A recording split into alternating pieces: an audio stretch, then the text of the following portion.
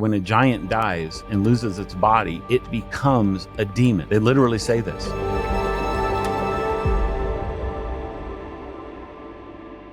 What are you talking about? There's no giants in the New Testament. And I'll say, you're right. You won't find giants in the New Testament, but you will find something else that you don't find hardly any of in the Old Testament. And it's especially prevalent in Jesus's ministry.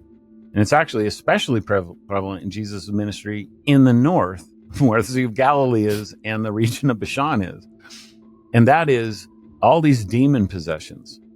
And they're like, you mean demon possessions? What in the world does that possibly have to do with giants?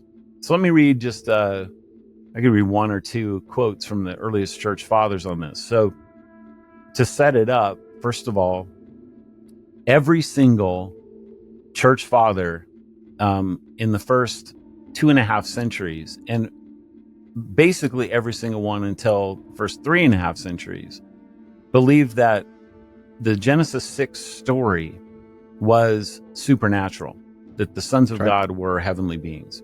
Or and famous ones that like even wrote creeds. What's that? And famous ones. Yeah, and it's 100% of them. This is not a 50-50 or a 70-30. It's literally every single one that we know. That's right. Took that view. They also then talked about the offspring, the Nephilim, and this is some examples of what they say. So here's Justin Martyr, probably my favorite church father. Yeah, as a great, so I meant a famous one. I love him, man. This is what he says: "For the truth shall be spoken, since of old these evil demons, affecting apparitions of themselves, both defiled women and corrupted boys, and showed such fearful sights to men, that those who did not use their reason in judging the actions that were done were struck with terror, and being carried away by fear, and not knowing what these were, not knowing that these were demons, they called them gods, and gave each of them each one name that the demon chose." And then you keep reading these fathers, and you start to see that they're actually saying that the demons are the offspring of the sons of God. When a demon dies, this was the idea, it would, when a giant dies and loses its body, it becomes a demon. They literally say this. I have a whole appendix in the 10th anniversary edition dedicated to this point. Yeah, they if you literally want to read all of the quotes, when you've a got them giant, all in there. All just quotes. When a giant dies, its spirit becomes the evil spirits of the New Testament. And so that becomes the explanation for the origin of evil spirits. And it's like, well, why would that be? And the answer is because just think about it, who their parents are. You have one parent from earth and one that's from heaven. So it's like, well, where does it belong naturally? It belongs somewhere in the middle. It belongs somewhere in the air. And so this becomes the explanation that when they die, they don't go to heaven or hell. They just haunt. They haunt the air, unless God curses them and casts them into the pit where they would be.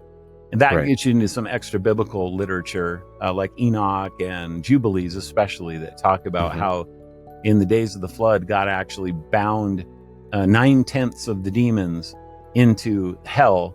But there's an evil spirit that's arguing with God and saying, well, you can't throw them all there, because humanity needs a little bit of trouble while they're alive. And so God says, all right, I'll leave 1/10 of them, which is a really interesting number because it's the number of the tithe. I will leave 1/10 of them there to basically test and tempt men. And so that's the kind of the pre-flood explanation. But then the post-flood is when like King Og or Goliath or whoever dies, then they actually become demons. Really strange idea. If you think about like the Amalekite episode that we talked about last time, where Moses has to hold his arms up, my mind just starts immediately picturing, you're taking out all these physical giant beings, but you're not getting rid of the problem when you kill them, because now all of a sudden you have all these demons that are coming along. There's actually a verse in Deuteronomy that talks about these new gods, and it calls them demons that have come along lately. And you're like, well, what does that mean? Deuteronomy 32. Deuteronomy 32:17. Demons that have come along lately. Now, in that Lately, case, that was it's not that the same word for an evil spirit, but it is the same word for like a territorial spirit. right. And my mind immediately goes to this idea that they came along lately because you killed them. And now they're haunting you in this area. And what's helpful to help people here, I think that the early church fathers probably were using the Book of Enoch, but also the New Testament writers, because both Jude and Peter one quotes it, but then references it, and particularly in the area of the giants, and particularly of the area of the demons.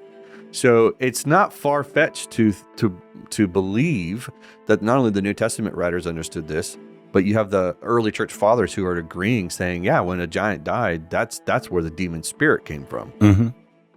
So very important for people to understand that demons are not fallen angels. They're the children of fallen angels. Yeah, can I jump in there too? And they lose their nowhere. body. That's right. There's nowhere in the text, because people always say demons are fallen angels. I'm like, where? Yeah, that's where do you go to get that? That's not the view. I think I mentioned last time that the word nephal for fallen one could be the origin of that idea. Probably. As if they fell from heaven or something. That's not what the text says. You just have to Or in Revelation when he sweeps the angels, a third of the angels. Third of them out of the sky, Yeah. Yeah, that's not talking about demons. It's talking about the fellow brothers with Satan. Right. So right, and you don't ever hear of angels embodying people. And that's exactly what I was going to say, is that when you come to the New Testament, what are they doing? Well, one of the things they're doing, the main thing they're doing is they're possessing a host, a human host. Well, why would they want to do that? Well, think about it logically. They've lost their body and they want to be embodied because that's what they were, but now they can't be embodied. And so somehow they've figured out a way that they can live vicarious embodiment through possession. Angels don't do that. Angels don't need to do that. Angels couldn't do that because they have their own bodies. That's right. They're physical in some sense. You know, when Abraham meets them, he washes their feet. They have a meal together. They talk face to face. Jacob wrestles with one. Yeah. They're physical. Demons are not physical. They've lost their physicality. They were destroyed. They died, and then they just haunt, and they look for more people, and I suppose animals and stuff like that with the pigs, in Legion. That's such a weird one, right? With the pigs. Yeah.